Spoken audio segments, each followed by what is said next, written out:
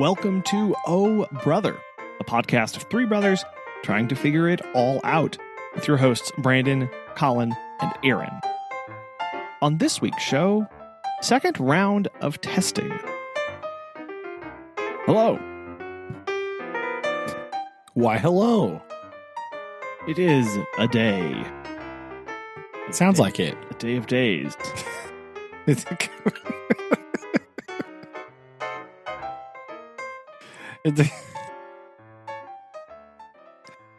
Listeners, the reason I'm chuckling so heartily is that this is in fact the 7th different time we've set for recording this week. It is. It is indeed. It's, a little bit of sometimes it's hard. It's fine. A little bit of there. Everything's fine. It's all good. Indeed. New. Excuse me. I just finished eating, and so I'm still trying to get the food out of my throat here a little bit. I'm like, What was dinner? Lila's. So cashew chicken and egg rolls. Clearly, the best. The best dinner. Springfield style, obviously. Well, obviously, Springfield style cashew chicken. My favorite Chinese. It's almost like pretend Chinese food because I know it's not like from China, but I don't care because I'm a Springfield boy and I love Springfield cashew chicken. So good.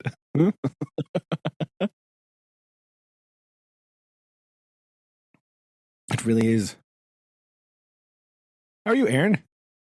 Oh, I'm good. How are you doing? Well, I've had better weeks, but it's all right. Yeah.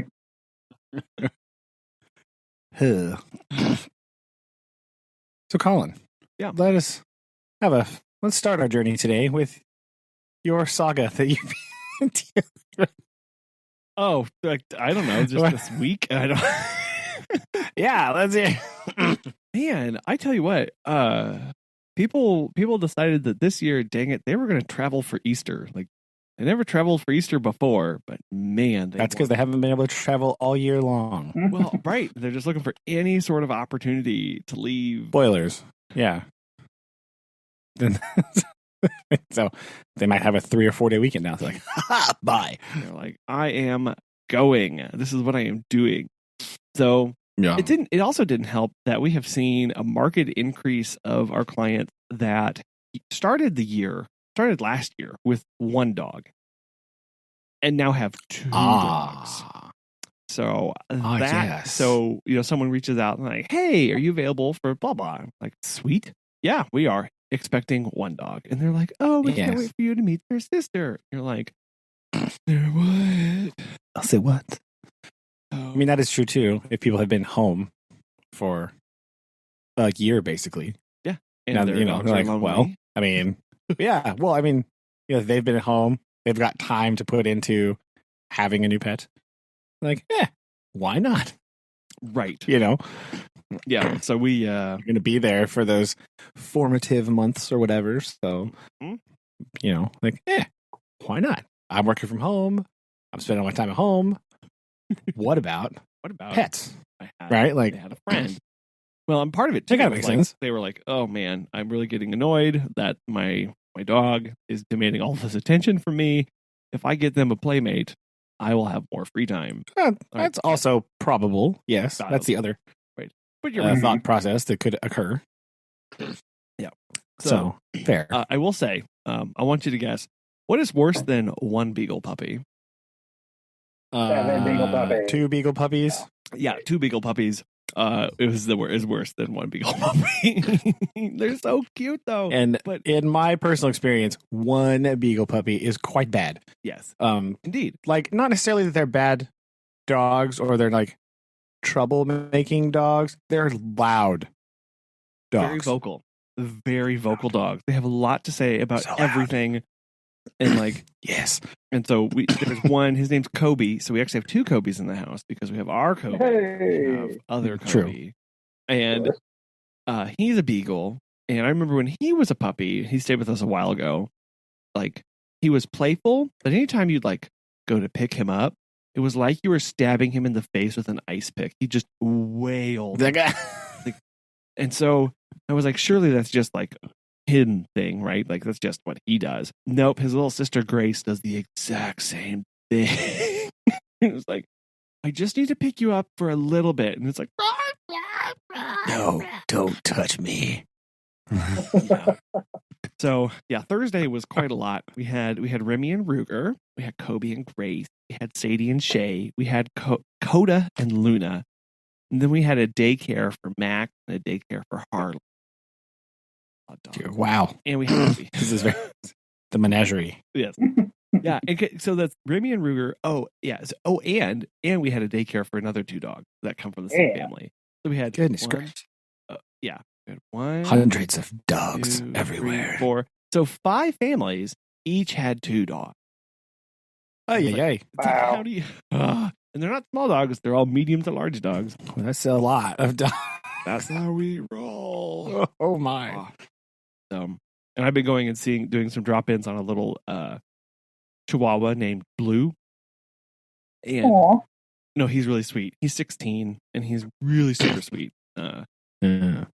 But when the owner called, I said, "So tell me about Blue." He said, "Well, he's part Chihuahua, part pit bull." And what? So he's all cute. I think that she's joking. However, I don't want to make a joke of it and then have her be like, "I'm serious. Oh, that's my dog," right? Like, and offend her. So I just go, "Oh, yeah. I bet he's a lot of fun," right?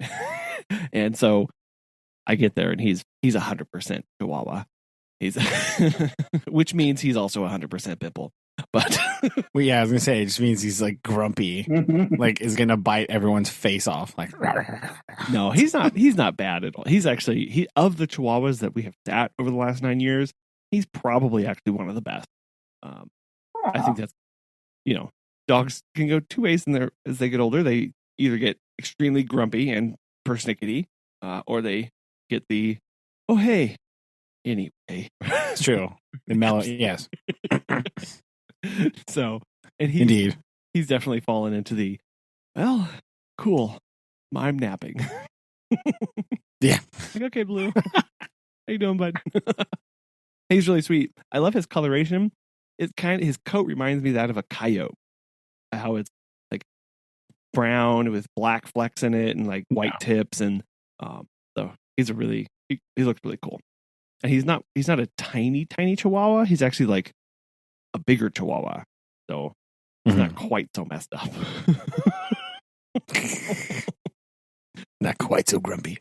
Yeah. 100% eyes. Like, mm-hmm. Yeah. Well, and yesterday, it didn't work to record because I was in the field all day. I was actually down in St. James, Missouri. Oh, look at that. Yeah. Out in the field, like seeing like grass and trees. Streams, perhaps. And all the streams. Yeah. The city of St. James is wanting to put in a bike route and expand the bike route. And they want to go down to Merrimack Springs Trout Park. Well, they called the right person. But in the middle of the bike route in Merrimack Springs is grumpy old MDC, who only recently has allowed bicycles on our properties in many areas. I mean, they are a much more aggressive force of erosion. Well, yes. Right? Yeah. People that, generalized statement, people that ride mountain bikes or like bicycles, or I would say mountain bikes, like out of doors, tend to be slightly aggressive and thrill-seeking in nature. Wow. And so they'll be like, I'm going to go down this giant hill. And like, not always the best choice for the natural environment, right? Well, hurtling down virgin hillsides. Like, right. And just what if we gave you a path, though? How about that? It's just liability, right? And it's access to property that It's being unmonitored, so they have concerns about other activities that go along with this. And as soon as some people start coming, other people will come, and blah blah. So anyway, but this has been held up because the bike path ends on one side of the river, and they need to get to the other side. And like December 1st, a lady down in that region got a call and was like, "Hey, we need you to sign this letter saying that you're okay with this thing." She was like, "Sign what? Huh? Who are you? Hi?" And they're like, "Oh, we're the city. We have these plans for crossing. We just need you to sign off on it, and we'd like to move forward." And they got the design. It was like terrible. It was just not ecologically friendly. It would mess up the watershed. It was things that we don't do anymore, and we actively are removing. And they were like, "Yeah, this is what we want." So they missed the grant deadline for this, and big thing. And one of the ladies who's working on it called me basically in tears, and she was like, "I don't know what to do. I'm so confused, and I don't want people to be angry at me." And I was just like, "Huh? Hi? What are you doing?" And we get down there, and they're basically like, "We have two places where we can put this crossing. One place, we're going to need a span bridge, and it's going to cost $180,000. And then another one, we're just going to have them walk across on the riffle with their bike, and it's going to cost $9 for the sign." I think maybe that might not be a good plan. It doesn't sound like, well, just forward the stream, dude. It's fine. Like, so we got a powwow together, and we had some pretty powerful people within MDC there, and we were like, "Yeah, like this bridge idea. Even if we put a span bridge here, the span bridge is going to be 10 feet tall." And we were talking to the biologist, and he was like, "Yeah, the water's still going to go like 10 feet above that during the heavy flood period." And I was like, "Well, yeah, so yes." And usually these span bridges are designed to be inundated and go underwater. But the problem with that is that the more flooding that they get, like the more likely you are to get large woody debris jammed on it and have them actually like ripped off their foundations. And it's this thing. And also, I had my first encounter with a local in wearing the triangle. So before all this happened, I drove down. What? Right. So I drove down, and I was like, I'm going to go see these spots before everybody else gets there, so at least we have some idea of what's going on. Scouting out. Well, I couldn't get access onto the property, so I had to stay on the north side of the river to see these. Fair. And so I was like, okay, well, that's fine. So I go to this one crossing because I can see the first one, and I'm just like, I just want to see what it's like. Well, I pull off to the side of the road, and I'm looking, and behind me is a not so very nice house, and I'm like, oh, I don't think anybody's home. Well, I hear a door slam, and a car starts, and he backs out super aggressively, flinging gravel, and then he buzzes past my truck, going like insanely fast and really, really close. And my boss was with me. I turned to her and I said, "Well, I think we need to go." And she said, "Yeah, we need to go." But this road is only one way. So I've actually, in order to leave, I have to follow him and then turn around and drive past his house. What? That was like a one lane. Is that what you mean? No, it's a dead end in front of us. It's a road that dead ends. Oh, okay. So you've already gone to the end. Okay. Yeah, so I'm already pretty close to the end. I'm facing. I was like, what do you mean? Sorry, I'm facing east. I've got to drive forward to the turnaround and then come back. Okay. So I'm like, well, got you. We gotta go. We start driving. Here he comes back towards us, pointing his finger out the window and shaking his head really aggressively. And I was like, cool. Sweet. Neat. So we turn around, and I'm talking to her, and I look over, and he's standing in the middle of the road waving us down. And I'm like, well, looks like we're making a friend. Looks like we're roll down the window. Murdered. I roll down the window. I make sure the doors are locked. Just a little bit roll down the window, hopefully. No, just a crack. Full roll down. No, you gotta go the crack. Nope. What? The windows rolled down, the doors are locked, and we're talking to him. And this gentleman is totally freaked out that the department's there, and he's heard rumors of a trail coming through, and he wants to know, is the government going to take his property? And yes, eminent domain for a bike path. Clearly. Well, see, here's the thing. his property butts up right next to our property. There's no signs, there's no gates or whatever. As a matter of fact, what we do, we lease that property to him. And so he is worried that we're going to come in and he's no longer going to be able to lease it from him. This whole piece of property is probably 5,000 square feet. We just have it so we can get access to that side of the river. That's it, right? That's the only reason we have it. And he starts laying into us like, they're telling me I need to clean up my stuff. And it is like strewn with litter and debris and all sorts of stuff. And we're like, well, like, we're not here for that. Like, we're here for is to look at the crossing. It's not even sure it's going to go. But also, yes, clean up also, please clean it up, right? No, we didn't say. And every so often, like, I'm kind of checking our mirrors to make sure that nobody's coming up behind us because this guy he has no friends, like right lurking.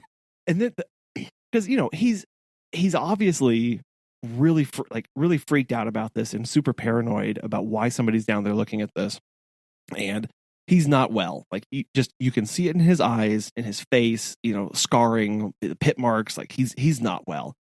But we're trying to keep this civil and just be like, look, we don't even know if this thing's going to go in. They just asked us to come down here and give recommendations for if something were to go in to do that. And then he starts asking about like property boundaries and what he can do on our property. And we're like, okay, this is going fine. And then he starts really laying into really heavily how there's no cell service down there. And like, you kind of, and that's not like I try and call sometimes. Like, there's no, like, it's more like hey, there's no cell service down here. Like a veiled threat. Like a veiled threat. You can't call anybody. Like nobody will hear your scream. I'm just like, well, well, let's, well, that's very nice. We actually do have a meeting to get to. Have a nice day, sir. People are expecting us. They know where we are. Right. Yeah. Lots of people know, like everybody, literally everybody. And we leave it on good terms, right? We're like, have a good day, sir. And if you have more questions, the regional office is here. Please go talk to those people. And we drive away. Well, the thing about needing to look at the crossing is now we are going to access that same point from the other side of the river. So we so we start walking up. We'll see you in a minute, buddy. That's what I was like, well, that's not by forever. And we come across the other side of the river. And the river's like, I don't know, like 80, 95 feet across. So it's a pretty good span from high bank to high bank, right? Like, and that's why the span bridge would be so expensive. But a group of now 12 MDC people are now standing on the stream bank. And boy, howdy, that good old boy flew down his hill. Straight back down, again. Coming back, and everyone's like looking around, and I'm like, yeah, that's the guy. And they're like, oh, really? But we still have stuff to talk about, right? We need to make a decision that day because we need to get something. So we start talking. Well, yeah, trying to do it, and not ignoring, but not actively engaging. And we watch him, and he comes down the hill, and all of a sudden we notice there's a boat moored on the other side of the river, and I was like, oh no. He's coming across. He's going to row across the river and talk to us. Which tells me he accesses the property an awful lot. He didn't need us to tell him what he could or couldn't do. He already knows. Yeah. Like, yes. So, you have a boat moored from across the property. You come over here an awful lot. Anyway. And but the water's down. The boat's stuck in the mud. He's slipping and sliding all over the place. He's got a push pole that he's trying to use. He's in the boat trying to push off the bank with it, but it's stuck. Yeah. So that he gets in the water. Well, there goes my solution to this problem, Aaron. I was going to suggest medieval style ferry, right? We just with the pull rope, when you pull like the hobbits used, right? That's what I was gonna. Just a little ferry, just moored up. You just like pull yourself across the river, and then you pull yourself back. We're looking at the span bridge, which costs between $180,000 to $200,000, and I go, well, there's always a zip line, and one of the gentlemen there goes, that's probably more likely than the stupid span bridge. Yeah. So maybe medieval ferry's not off the table. Not too far off. Yeah. So while we're discussing this, our friend, the gentleman across the river, is starting to become more frustrated that he can't get to us. And he's like, he keeps looking over. He's got a cigarette hanging out of his mouth. And at some point, he's like scrambling across a ladder that he's got laid across a ravine that he uses to cross it. But now he's crossing it with muddy and wet feet. And he's like, oh no. He was probably 15 feet off the ground and above the water at this point because it was like it's really gullied right there. And man, he almost bit it. And I was like, oh, we're gonna have to go in and save this guy. And okay, I'm ready. I'm getting ready to go down because he's gonna hit his head on something, and we got to pull him out of the river. He like a spider monkey. He scrambles across. Frustrated, he storms back into his house. He comes out with his 2 pit bulls on chains, and then plays with them in the yard. And I'm like, I think we need to really move along from this, guys. Hey. So very aggressive guy. Right. Again, and we're leaving and we're walking away, and I'm like, I think that a span bridge could possibly work there. Economically, it doesn't make sense. It could work there. I think you could engineer it to be a certain way.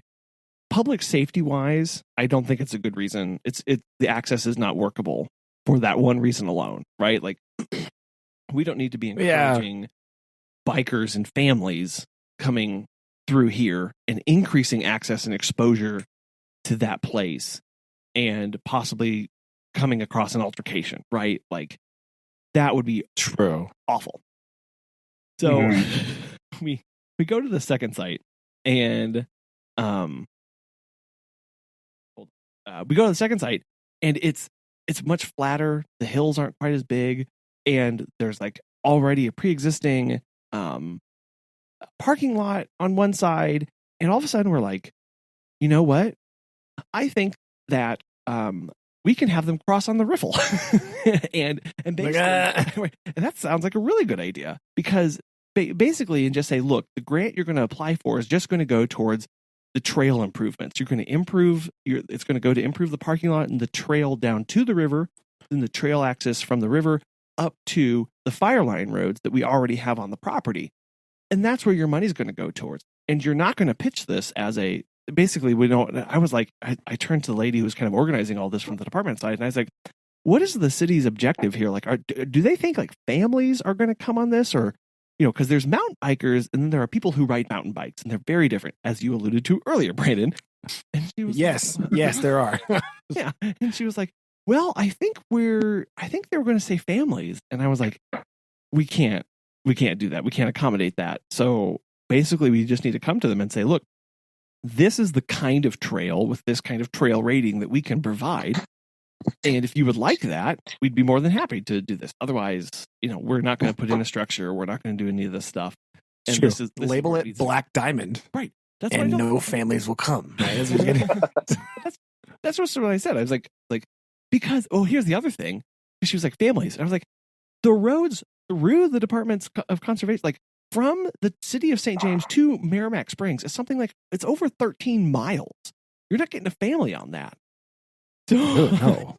Just like, I was like, I think this is the best thing that we need to do. And everyone was like, yeah, like, if we can get some signage and some legal language and talk about liability and stuff, blah, blah, but like, we could make it more of like an adventure trail and like fording rivers and like nature and things like that. Like, pitch it from that aspect instead of, because it's obviously not going to be paved the entire way. It's not even going to be gravel the entire way. This is going to be muddy tracks in some of these these places. So it was just this, like, we just need to start using different language for this kind of trail and who it's for. And honestly, like, if you built a road like that and it made it a trail, made it accessible, the hardcore mountain bikers would come there in droves, right? And find it challenging, and they would. Oh, yeah. Yes. I think so. I think that would be much more appealing. And then you could like build up local people to become more interested in more adventurous mountain biking, right? Because now you have that thing, and maybe not like whole families will go, but like teenage kids will get mountain bike, or people in their early 20s will start to mountain bike. You know what I mean? Like, and become a different outlet that way. Not like little kids, but like, older people, older kids and young adults, right? Right. And honestly, I think from the department's perspective, having more naturescape trails and more natural road surfaces is a much better look for the department than having paved and graveled surfaces the entire way, right? Like, that's not what the department is in the business of doing. And the town could accommodate that themselves, right? If the town really wanted to push this, as you said they did, they can create some more low-level trails within the township, right? and you could be like, oh, here's our. You could market it that way. You say, oh, here's our like little trail that goes to like a greenway trail, whatever. That's usually what they call them. You know, like we have one of those. Like you start there, and then that's where people start on, and then they go, oh yeah, but when you get better, you go over there, right? And you sort of build up that more environmentally conscious and like outdoorsy spirit around biking and bike paths, and then you go, oh yes, and we can also go over there into the wood to go more extreme mountain biking, right? Like, yeah, it's a whole thing. So my whole I think it's up to the town a little bit, right, to see how they want to pitch it. And again, it was this thing of like, look, like that's what we are willing to do, and if you're willing to go along with that, and if you want, and if you can get consistent messaging between you, the bike shops, the other parks in the area about what this trail is and exactly who's it for, we're down for that, and we'd be excited to be involved in this, because it's like there's a lot of work that goes completely unseen on MDC properties, like the amount of prairie improvement projects and timber stand improvement and glade work that they do that nobody gets to see, right? Because they're just preserving it for preservation's sake, right? They do have some places where people can go walk and path, but like this place, this conservation area, no, they're like no walking path. It's just for conservation. And so this would be a way to start getting a little bit of access and kind of behind the scenes look at the kind of projects and improvements that's going on. Some of the other natural scapes, right? About. Oh yeah, and it's beautiful, and because we got to ride through, drive a lot of the fire trails and roads that they have going through. The roads is very, very loose here. Like this is, well, yes, I was in 4-wheel drive low for a few of these things. So like, it was beautiful just to be driving around on there and seeing all like the forestry side that I don't get to see a lot of, and exactly what they do and how they improve timber stands, basically. Sweet. There we go. So that was yesterday. That was pretty interesting. I was tired at the end of that. I can imagine. Plus, it's 2.5 hours away. Being slightly. Yes. Yeah. So even more.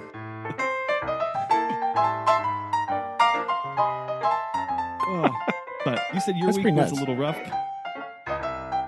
Me? Yeah. Yes. Well, yes. Just emotionally, it was a rough one. Work-wise, it was fine, but like, so that was it. Work's just work. It's just springtime. It's almost testing season, so we're getting all that stuff ready and doing all that stuff, and then so other than that, nothing too much. Keeping it low key since it's been so traumatic. Well, yeah, I'm sure the weather has helped a little bit. Hopefully, right? The weather's been a little bit. Not like super cold and rainy. Although it was a freeze warning the other day, which was fun, intriguing. But like, oh, wow. I just picked out grass. Oh crap! Yeah, we had a freeze warning. Was it Wednesday, Thursday morning? I guess it was definitely frosty outside. Like, wait a minute, what's going on? Yeah, it was nuts. This is why I teach weather science in the spring, because we can see all this, all this stuff. Well, yeah, like now for diversity of weather. Yes. Boom. So yeah, that's pretty much it. Nothing too much. Sure. So, what about you, Aaron? I gotta recap my week. So Monday, I took the first test, or the first step towards getting Oklahoma certified. It's called the OGET, Oklahoma Journal Education Test. So I took that Monday.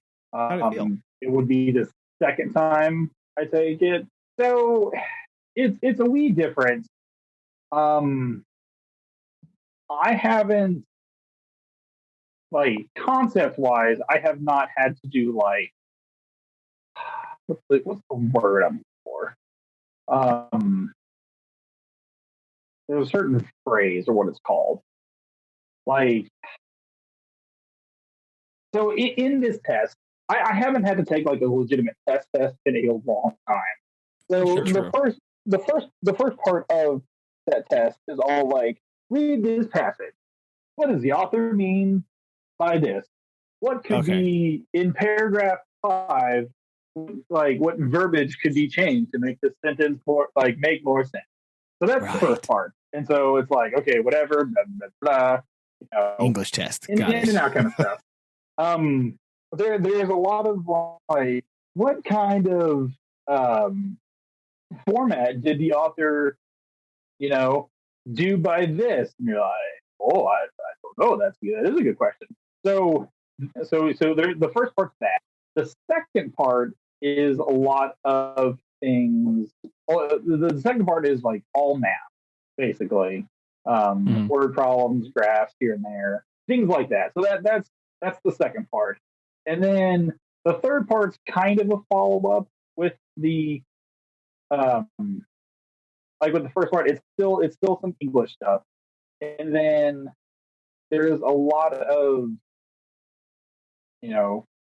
like, what's the main difference between using this sort of resource looking into something like this form of resource? Like when you're using some sort of like research topic or something. Like, I don't know. That's something I never really thought about myself. So you go through that, and then it's like questions of, like, what's the better topic, or what's the best way to use like this kind of source, and like, what's the best way to gain this information if you're only looking for blah blah blah. Like, okay.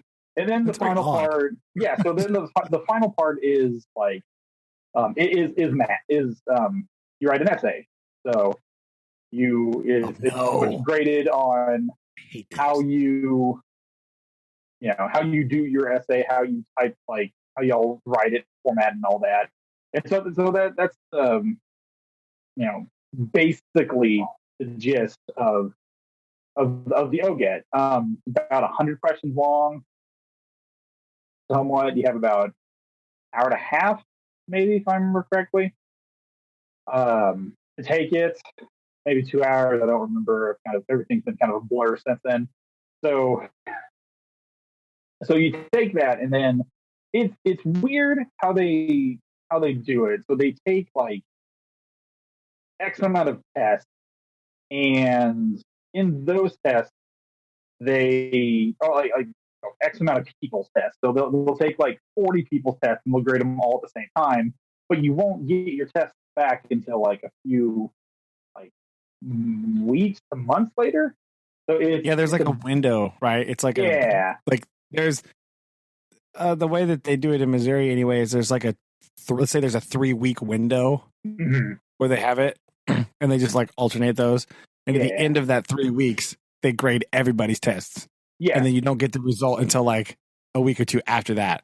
So it's super annoying. Do they score you against each other? Because I know when I took the GRE, that's what they did. Of like, your score was relative to everybody else who took that same test in that same area. No, not in this one. They just have the banks set up where the testing schedule set up as they just grade them in chunks. So like I said, the window's open for a long time, and it's just graded against the like a rubric thing or whatever. So it's not like against other people. Yeah. Okay. So which was kind of nice because if it came to other people, it'd be a little bit different because like it was in a weird, like, I've never taken it in a place like this. It's one of those like professional testing facilities that like companies like send their engineers to, or like they like college kids will go and take their tests there, or like different companies will send people. Yeah, because it's like monitored, and they have like the little people that check you in. You got to probably get the locker. The only other tests that I've ever taken have kind of been like that, but not to like the extent of this place. So it was kind of cool, and kind of unique and different. In that sense, the I used the whole chunk of time that I was there, just going through, take time. I was being a good testing, and I did that. I feel a lot more confident in this test than I did the first time I took it, because the first time I was like, I know what tests are like, and I bombed it hard. I haven't had to take a test in so long. It was a struggle. So that was Monday. Tuesday, Wednesday, we Children and myself, we went on a date to this amazing restaurant called Nola's in Tulsa. It is a super fancy, is it Cajun? It is Cajun. Yes. Okay. The name. Fair. So I was guessing based on the name. Yeah. So we. I want to see if I was right. So we did that. I've never had it was the second time that I've been there, and I've never had a beignet before, and they were so good. Why? What do you mean why? Yeah, how you made? Well, because I never got to go truly experience New Orleans before. I just been I got there and it's in New Orleans. Wow. Then we left. So my I got to experience Tulsa style New Orleans, which was amazing. And so we did that. And then what's today? Saturday. Yesterday we got to go on kind of another kind of date to this place called Mother Road Market, which is on Highway 60 in Tulsa. It's one of those things where it's kind of like a food truck shop that everybody brings their stuff and sets up in these restaurant-y. It's kind of like a miniature food court from a mall, in a different facility. And so it's a lot of Tulsa food trucks and all these other things that are placed in this in this gigantic barn basically. And so we with that got to try a lot of different foods, and then I think it's been the extent of my week really is just test taking, and then I deserve to go do this because I worked really hard. Fair. And so when do you get your test back? Do they give you a date? So they gave me a piece of paper that has the the website, and then I go to that, and then the website will tell me when my stuff is in. It could be a month, it could be 2 months, could be a few weeks. I'm not 100% sure. I didn't know if they gave you a window of it should be done by this date or something. Well, they gave me a piece of paper that says, congratulations, you took the test, and then it gives me a link to a website, and then I put in my credentials, and then it was also the weirdest thing, because I went in there and they made me scan my palm. Is that a normal thing? I've never had my. Whoa! I didn't do that. That's Aaron. Yeah, it was. Were you trying to become a Men in Black? Yes, I think that's actually happened. This is that Men in Black test. It was I walked in. Don't shoot. I got my little number thing. The lady called. I went up there. I showed her my ID. Put my stuff in the locker. It's go ahead and put your stuff on the scanner. And I was like, I beg your pardon. No, there's a little scanner. It has a little ring thing that I put my index finger or my middle finger in, and it scans my palm. And then it was weird because I went and did the next part where there's another guy that's, I'm here to do this, and go ahead and put your hand on the scanner. And I was like, you mean the scanner that I was 2 feet away that you saw me scan? We need identification that it is you. I'm you just saw me scan. Okay, and apparently cheating has become very high tech, and we have to like No, Yeah, I think that's so wandered into a it CIA measures their office. Aaron, yeah, they're like apparently, I'm really concerned here. yeah, I did that. I then and then it's like, oh well, you're taking the teacher test, so you go to the special like room. It was like, so they literally put me in like a locked cubicle that had like a window and had like a fan in it and headphones, and I was there for the next like hour and a half. I was like, oh, this is a lot different than the other places I go to. The other places are less scary. And so yeah, so that was the my week in a nutshell. There you go. Well, hopefully that'll go good. And then is it Oklahoma same? Do they have a second round of tests that comes after that? Yes. So because that's what we have too. There's the OGET, and then there's I can't remember which comes in order. Shelby might yell at me from the other room. Then there's there's the OSAT, which is the specialized one, which is for me, I will take the Oklahoma, like the content specific one. Yeah. Yeah. And then there's the OPSI. No, or yes. Yes, the OPSI.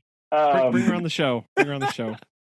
Yes, this show special guest. The OPSI, and then after that, you have to take college classes that are like classroom management and stuff like that. So holy cow! Okay. Yeah. Dang. Yeah. Well, maybe it's because I was doing those at the same time. That could be why. Because we just had to take we took the one that you did. That's like the first one. And then in Missouri, you just have to take the content ones. But in Missouri, at least for the content ones, I don't remember the first one. I don't remember what it's called. There's too many acronyms of teaching and they're terrible. Mm-hmm. I don't remember the first one's called. But the second one, at least here, like immediately after I took the test, I walked out of the room and they printed off a piece of paper and it says pass or fail on it. Whoa. Oh, that's nice. What the heck? And like, you have to wait for your final score to be tabulated so you don't know like the numbers that you got. Yeah. But they tell you based on like a very quick calculation if you passed or failed. Mm-hmm. And then you have to wait those weeks for the final confirmation. But it was so nice just to know like immediately. Yeah, because with this, as long as you get like your foot in the door, basically, once you get like those main tests taken, you have up to 3 years to get your other tests, like your classes and everything else taken care of. And so, like once you have those are the biggest kind of things. And then we'll usually be like, oh yeah, go ahead and take whatever, or take your time, or do this, that. And so that's usually. And then it's like a really long, because like technically I'm still a probationary teacher, right? Because I've been teaching less than 5 years almost. Yeah.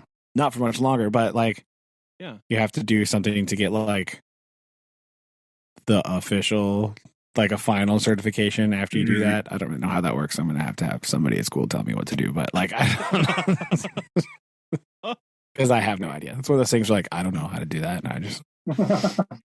Well, I know in some states, like in the state of Kansas, we have a person at school whose job it is to help me with that. So hopefully they're in Kansas, you have to like take like a college class like every like 2 years for like however long that you teach for. And so like well, in Missouri you have to do that too. It's professional development hours. Yeah.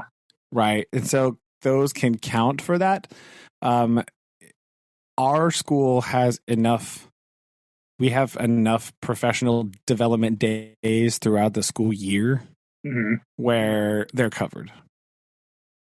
Right. So you don't have to worry about really finding your own.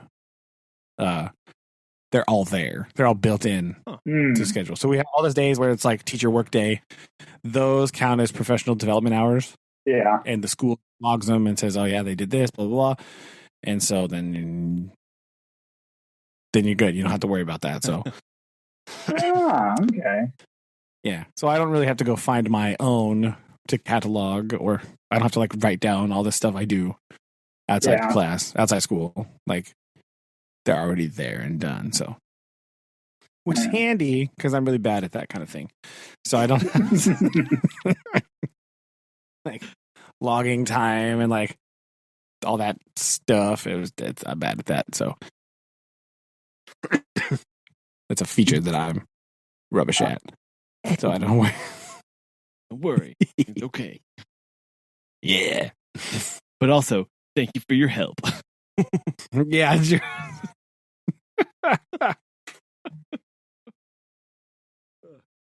Well, hopefully you get those back soon, so you'll know. Yeah, I'm definitely ready for a change. Yeah, sure. And as long as we get like some of those stuff taken care of first, like if you get to go on that end. But yeah, that one's the biggest hurdle. And with me taking a test, I've never, definitely later in college, I would fail some tests. But like the first time I took it, I was devastated, and I was like, "Oh, that is the career." And then like I get on, Shelby showed me like a Facebook page of people who have taken it and they have failed constantly, or like they failed it 5 or 6 times, or something like that. I'm like, oh, I don't have too much to worry about. But it's still that kind of like in the back of my mind. It's like, oh, I'm failed, and it's like, wait a second, I haven't been in school in years. What am I doing? I guess that's okay on that end, but yeah, it's one of those things. It's just like it is kind of hard, like emotionally wrecking, because it's like a big thing, and like you have to pass it, right? Yeah. Like you have to. There's not another. Like if that is going to be your profession, there's not another recourse. Really, you have to do it. So, but yeah, it is common for people to have to take it more than once, just because it is hard. And it is stressful. And I think the stress is the other factor there where people get, put down. And let's be real, it's not really, at least the one in Missouri, it's not just really a greatly designed test. Like it doesn't really. Yeah. It's not wonderful from what I remember. Like it's not, I mean, again, designing tests is a very tricky thing. It's very hard. But that's why almost all tests are basically just reading tests. That is something that I definitely noticed. Like, because this time I definitely, I don't know if it was like the first time, like when I did take it, that panic sets in. I was like, oh, I don't know what to do. It's like I'm just gonna do it quickly. This time I was actually able to like read through everything and like articulate what it all meant. Like reading it, I was like, this is a really bad test. Like it is just garbage. It's not really like they talked about in it. It's like what's better resource management, like using the library or like the internet. I was like, when did this test come out? Like 2004? Like, come on now. Yeah, it's the internet, bro. Come on. Yeah. What it's like if I was question for you, like there's a question on there that's like if what was it? Like if I was using this kind of research, like what would be the best way to get information? And those like the library or like encyclopedia or like stuff on the internet. I was like, encyclopedia? Like, nobody's used an encyclopedia for years. Like, girl, what are you talking about? Like, well, why do I have a chance, like an option between, the library and the internet? Go to the library, check out my World Book 98. Right? That's Boom, answered you. Both. Both, obviously. I mean, like that sounds so out of date. Like when I was in high school, right? We were only allowed to use like 2 internet sources max. Yeah. All the rest of mine had to come from books from the library. Yeah. All of them. You know how 100%. annoying that was? Like find relevantly recent printed books in a school library about such impossible is what that is. Like impossible. Right. Not happening. So that sounds very dated and weird. They'd be like, you can't use internet. Like, what? What do you mean I can't use it? Get out of here. I only use the internet every day. Come on. It was a very rough based test, like actually like reading through it. I'm like, you want me to choose between a library and the interweb? Like, come on, guy.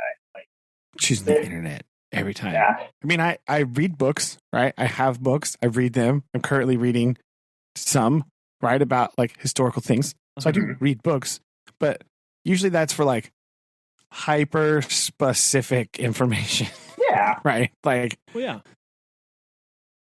Or more like information that I to have, like in my interest. But like I use the internet to look at like all the other stuff. Like I don't want to buy a book about X thing.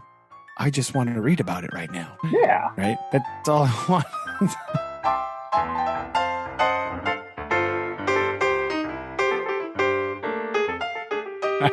I had a question and I just want to read it. If it's not my particular like interest level, right? Because I'm currently reading a book, the sequel. It's what's it called? Paris 1919. Ooh. Right? About the treaty after World War One, right? That's a very specific it's a very specific thing. But if I want to read about well, to be topical, international shipping, then I'm just going to use internet and the economics of shipping. Well, that's what I'm going to talk about. Oh my god! You know, I don't necessarily need a book for that. Those pictures of that are insane. No, I mean it's past now, right? Yeah, okay. First of all, I still don't know how that happened. No, like I have no idea. I have no. They said it was the wind. Like, bro, that ship is enormous. We're talking about the wind. Yeah, come on. Yeah, city. It's longer than like the Empire State Building laid on its side, and you want me to believe it was? It's so huge. Yeah. Do you see those pictures, Aaron? The ship in the Suez Canal. That's what we're talking about. I know. So it took me a second because I was going to make. Yeah. We jumped topics real hard on you. About like interns, but there was like I was. It could be This is a guy, random guy. I was seeing take a nap. You got it. Like the CGI like maps that people created, and like it shows like the depth of the channel and like all these different factors. I was like, yeah, but it's a boat. Like no, the satellite imagery of that thing is intense. Oh man, it is so. Now so I have heard from people that I know that have been in the Navy and have traveled through the Suez Canal. Right. There's a guy at school that he works there and he's retired Navy. He said that place is. There are. I mean, everybody I've ever talked to, there's certain parts where you're like, Navy ships go through there, like hold their breath, like don't move, don't. We don't want the boat to hit anything. Like, oh sure, it's like real narrow still. So the fact that some of those ships are going through that are so big, it's like, whoa, how do they do that? Well, yeah, because you don't. But I don't know how it got wedged completely diagonally sideways, right? It's just like what? Yeah, earth. And then wait, well, me personally, I mean, I understand those boxes or those containers are quite the windbreak, but yeah, dang man. I mean, I don't think I ever really looked at a picture of the Suez Canal until this. So like all these aerial photos of just this like little sliver of blue through the complete desert landscape. Oh yeah, it's like it's very jarring and shocking to think about that. It is, and it gets widened every once in a while, and they do stuff on it. But like, it's really desolate out. It's not wide. No, that's what I was about to say because I was like imagining this gigantic like highway of ships going back and forth. Like that's a creek. That is about as wide. No, yeah, it's like there's certain areas where they have to go one at a time. Yeah, and there'll be like little lake things in there where they kind of like they can go a ways and then kind of like pull off to the side, like a little passing area where to let another ship go the other way, so they can move traffic through that way.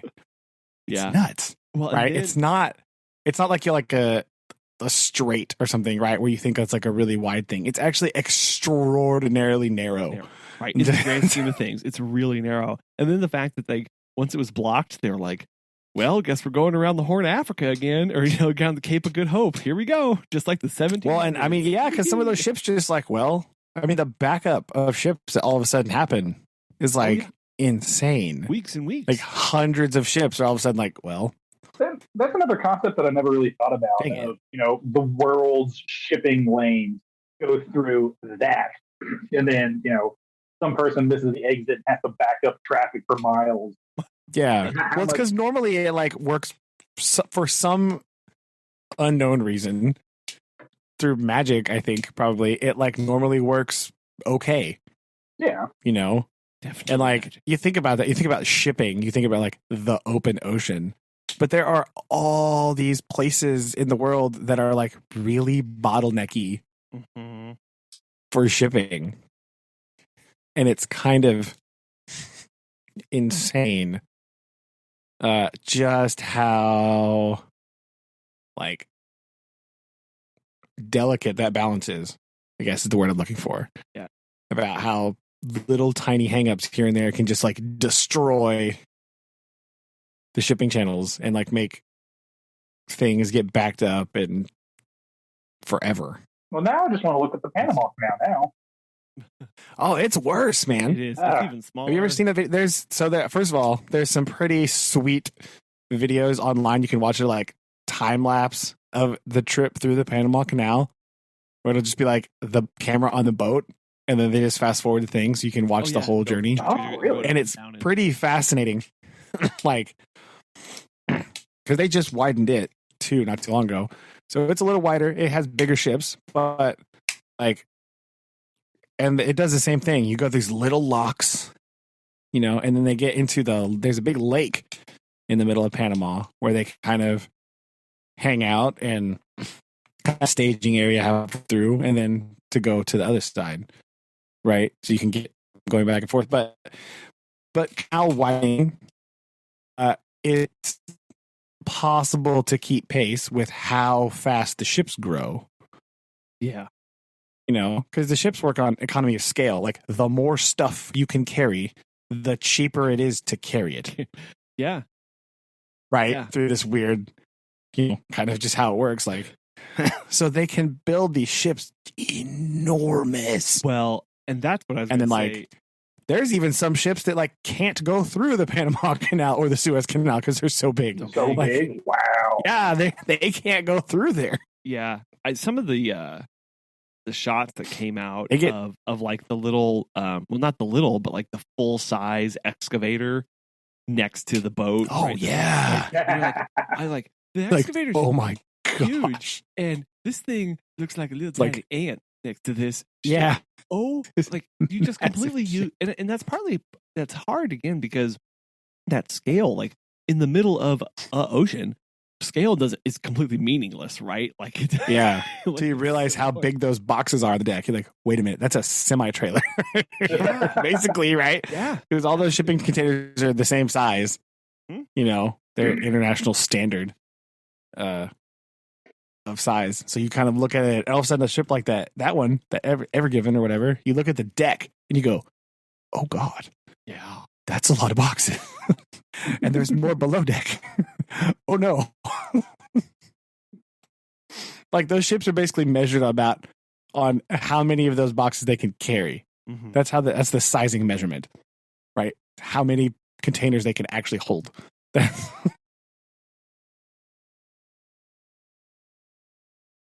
Which is insane. So, excuse me. I was reading though. This guy, these several people were talking about how this sort of event was leading people to rethink about how shipping works. Kind of like what you were talking about, Aaron. Like they were kind of looking at how it currently works and like, well, how do you make it not do that? And several people's solution to this problem is the potential reviving of the airship. Hey! Dun, dun, dun. Yeah, right? Like these big, I saw a couple of prototypes of these like massive airship things that are designed to be like hollow, and those containers like fit inside the airship structure. They're pretty crazy.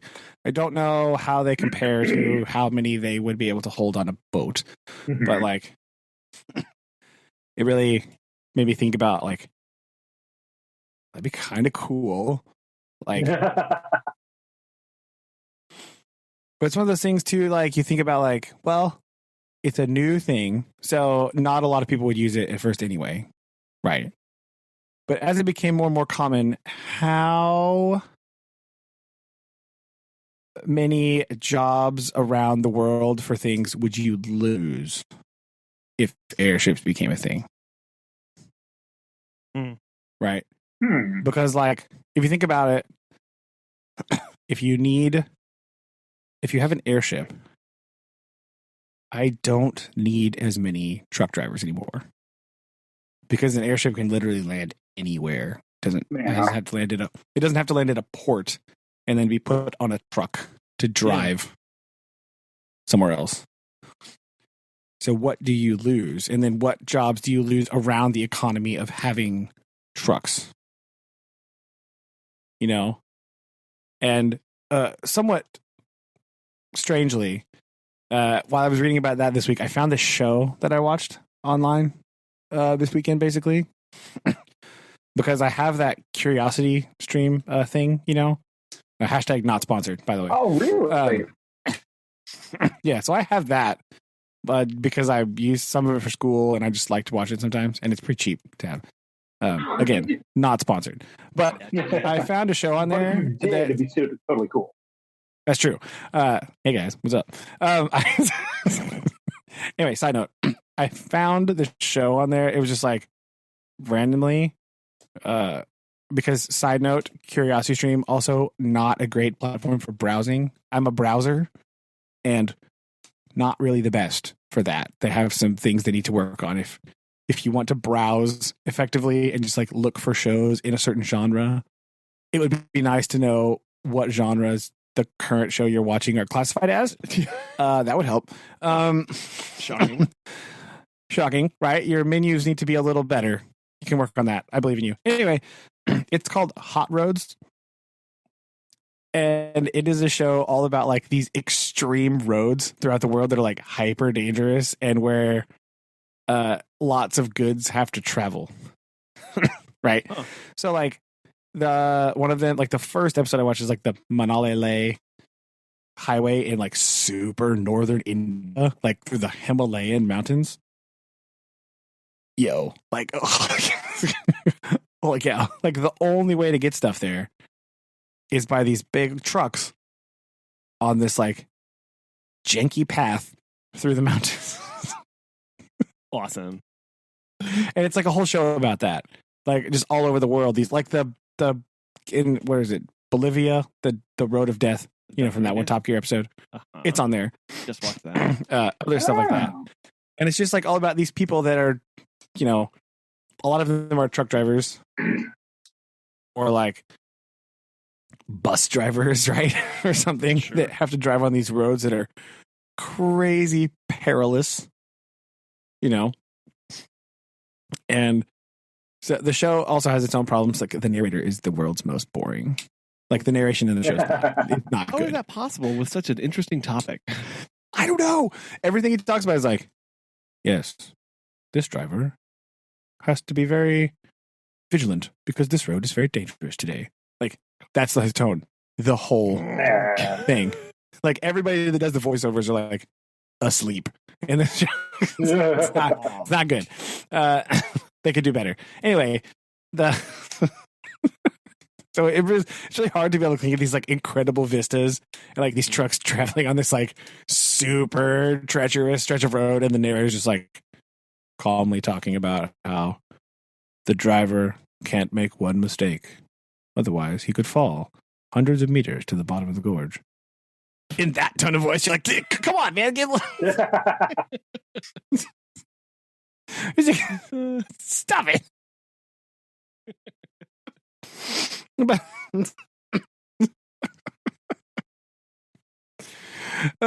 But yes. So it's pretty interesting, but that's my original point, was that it made me think about like all the other industries and like people who rely on that, like that transportation industry, like the people that live on those little roads, on the little towns on the side of the road. They rely on, that's how they get goods and services. They sell stuff to these people that travel the road, that, you know, because sometimes this is the only way to just even get to a certain place, right?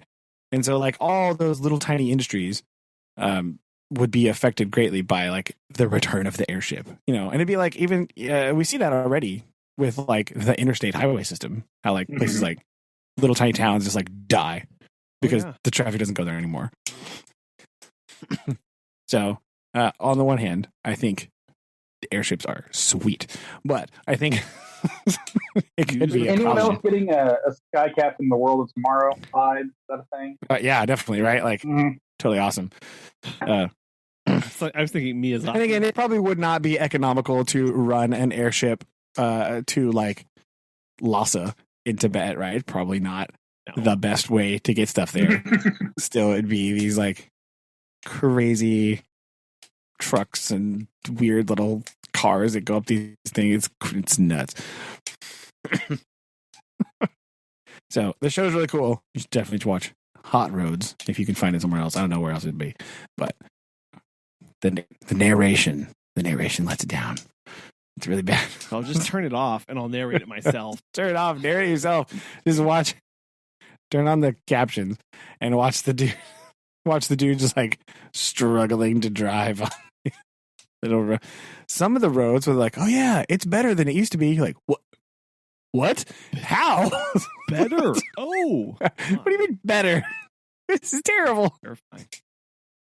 Like, how bad? Yeah, it's just really crazy. Like, all of the different... I've watched, like, a bunch of them, so my brain is, like, addled slightly about, like, trying to differentiate them from each other. But, like, you know, there's a couple that are, like... One of them was just, like, Dhaka, the capital, like, the big city in Bangladesh. It's just like, yep, this is the road, and this is the town. And it's a town, like a city that went from having like 1 million people to 17 million people in like 5 years. So it's like, it's like, oh my gosh.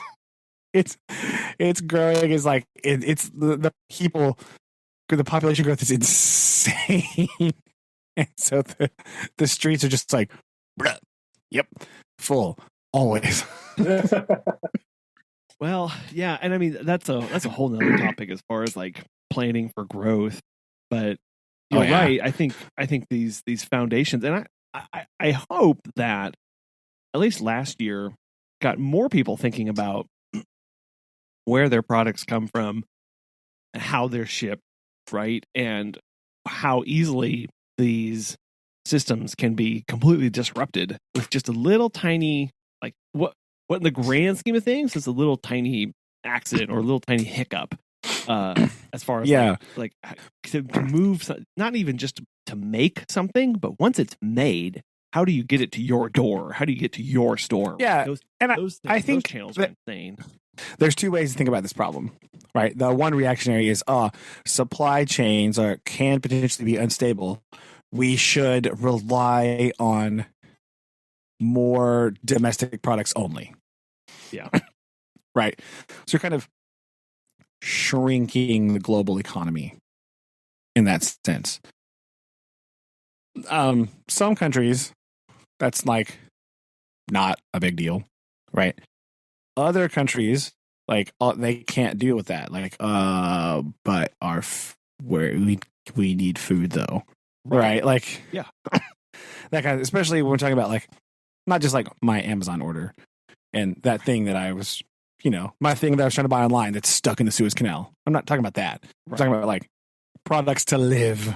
You know what I mean? Like, and so the other one is like, how do I keep global trade going and expand and make these systems more robust? Right. I think that is that's the one I prefer personally. There will be a lot of people that like the first one, right? Especially in the current climate, right? That's the one we have to go with, obviously. Like, oh no, blah blah blah blah blah. Like, no, stop it. Like, well, I think a prudent way to go that is to see like, is 100% of this item coming from one channel? Okay, that's not good, right? Like, we need to kind of diversify that, and maybe that's diversify through coming from other imports. Maybe that is doing something more domestically. But well, I mean, yeah, but it's like it's not I'm just saying, like, it's the overreaction. It was like, oh no, we have to produce 100% of this thing domestically. Like, no, stop, hold on. Right. That's not strictly necessary. Like, I'm all for like producing domestically and like growing job markets. Clearly, that's not a negative, right? Like, oh no, more stuff and more stuff to buy and more jobs for people. Like, come on. But like, that's just, we're at a stage in the global network where it is not possible to do that on the scale that perhaps it was in, like, you know, the early 1900s. You know what I mean? So like, that's another thing that show is really the kind of eye-opening thing about it, is like how these goods get to final destination, like the links that they go through. And it's not just like finished goods. It's like, it can even be like locally sourced goods, right? Like people living in X area in the Himalayan mountains cannot grow food there, or enough food for the population. So they have to have food imported. You know what I mean? It has to come from somewhere, even within the, you know, the same country or the neighboring country. It can only come from, 200 miles away, but it has to get there somehow. You know, same thing like here, even if you think of small scale, like there is not enough agriculture in my current area to feed the population of this area. It's just not. You know what I mean? So how do you make those things more robust and work together to make sure that everybody has more access to stuff in general, like food and necessities, but also like other things, like cool stuff that they want to buy, right? Like, because that's good too. People want cool stuff. So that was the other thing about the show that I thought was just really neat to look at, is like, number one, where some of these people live, how big some of these cities are that are seemingly in the middle of nowhere. Like, how did this population center even get here to support like this just enormous number of people? And then how their stuff gets to them. This is really cool, I thought, even if the narration was really not exciting. Well, I mean, that gets to a lot of like just societal resiliency and stick-to-itiveness, and right, because you see even like some ancient cultures of like, man, they had a whole lot of people on top of this very tippy tip of the mountain. How did right? Like, how did that? What are they doing up here? Yes, it's always been a thing, right? There's always reasons. You know, I might not know what those are, but like that doesn't mean they're not good reasons. My favorite from those is when they're like, yeah, so we were, going through this little stash of stuff, and there's like oyster shells in here, and they're 3,000 miles away from oysters. And we don't really know how they got these here. Yeah, that's a pretty interesting one. Especially in like Mesopotamia. Like, man, they must have had a really good supply network to get oysters that far inland, that fast, to like not be bad. Right. 6,000 years ago. Or like, you just start thinking about like how they would have even started making those connections or building those supply roads when we struggle to do it in modern time. That's true. Well, that's the other thing about this show is like they'll every once in a while show people like working on the road, and it'll be like so remote, or it'll be in a country that's like very poor, and it's just like a whole bunch of dudes with shovels.